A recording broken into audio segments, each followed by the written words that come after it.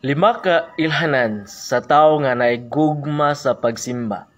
Makita nato ni diri sa Salmo 84 versikulo 1 paingon sa 12.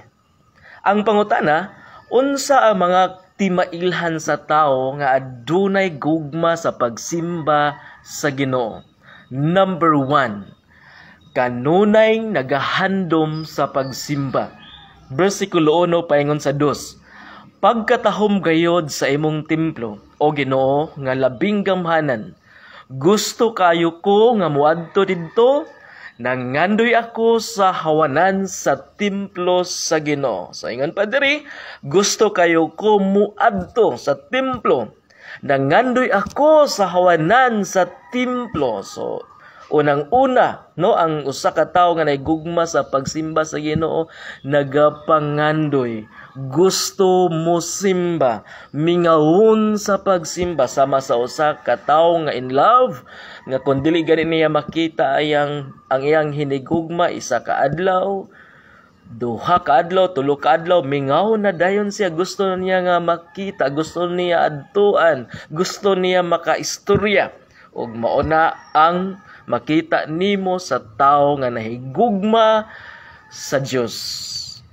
Ikaduha, nagakalipay sa pagsimba. Akong basahon ang 2 paingon sa 4. Ingon pa diri, gusto kayo ko nga muadto didto, nangandoy ako sa hawanan sa templo sa Ginoo, nag-awit sa kalipay ang tibuok kong kalag alang sa buhing Dios.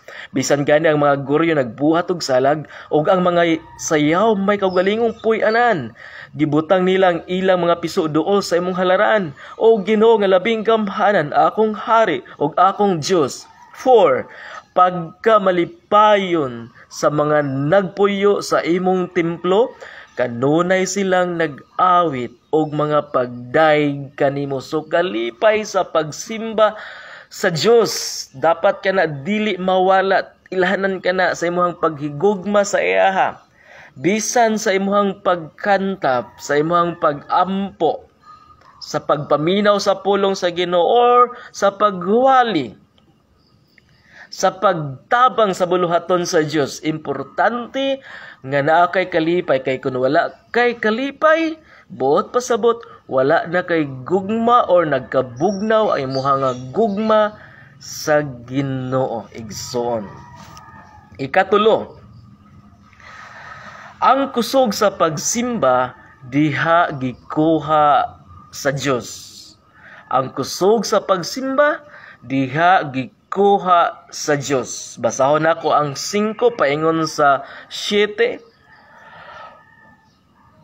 Pagkamalipayon sa mga tao, kansang kusog nagikan kanimo. Buot silang muduaw sa bukid sa Sion. Sa paglatas nila sa nagugang walog sa baka, nahimo kining dapit sa mga tubod, og nalukop kini og mga limaw sa unang ulan. Mga igsoon, musimba kita sa Ginoo asa man ta mokuha sa ato nga kusog. Dinha mismo sa Dios, tungod kay nagahandom ta sa pagsimba, tungod kay nagakalipay ta sa pagsimba, og mao ka nang ato ang kusog, no? Nga ato ang dinata nagakuha sa ato ang kusog.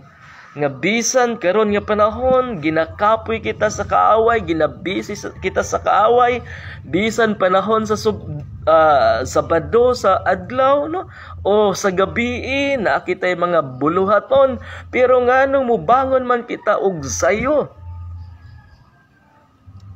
nganong mubangon man kita og sayo aron sa pagsimba sa panahon sa Domingo, kay ato ang kusog sa pagsimba dinha nato gikuha sa Ginoo. So ako ang tan-awon diri sa 5, no, sa verse 5, ato ang makita nga ang mga Hudiyo kaniadto, madto sila sa templo, nay uban mo baktas og inadlaw, nay uban nga mo baktas sila sinimana, binulan aron lang makasimba dinha sa Ginoo, og muagi sila og mga disyerto, pero wala nila na gipanumbaling nga kakapoy nga mga tunukon nga mga kauhaw nga ingon pa diri sa 5 pagkamalipayon sa mga tao kansang kusog nagikan kanimo kinsa man ang kanimo nagikan sa Dios buot silang moduha sa bukid sa Sion sa paglatas nila sa nagugang walog sa baka maingon tag nagugang walog disyerto na agyod walay tubig.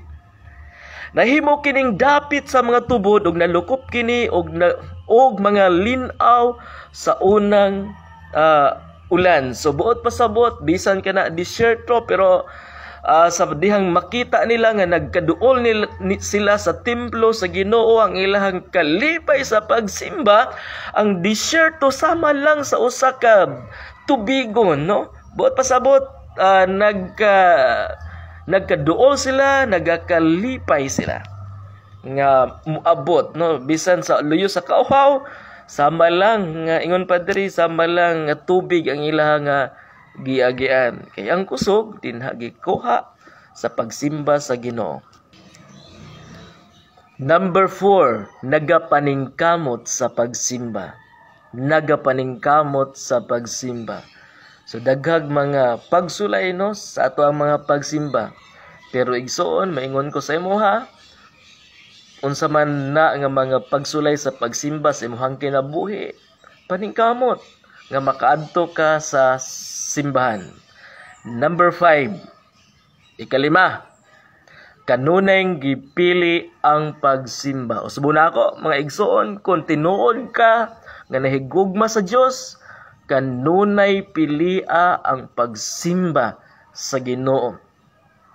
10, ingon pa diri sa 10, ang usa ka adlaw diha sa imong templo mas maayo pa kay sa usa ka libo ka adlaw didto sa laing dapit. Og palabihon ko ang pagbarog diha sa ganghaan sa balay sa akong Dios kaysa pagpuyo sa balay sa mga daotan. O subuna ko mga igsoon, ingon pa diri, palabihon ko ang pagbarog diha sa ganghaan sa balay sa akong Dios. Ako isulti sa imuha, kanunay piliag yun ang pagsimba. Ang himaya og dungog dinhalang gyud sa Ginoo. Salamat sa pagpaminaw. Ang Dios magapanalangin sa imo nga kinabuhi.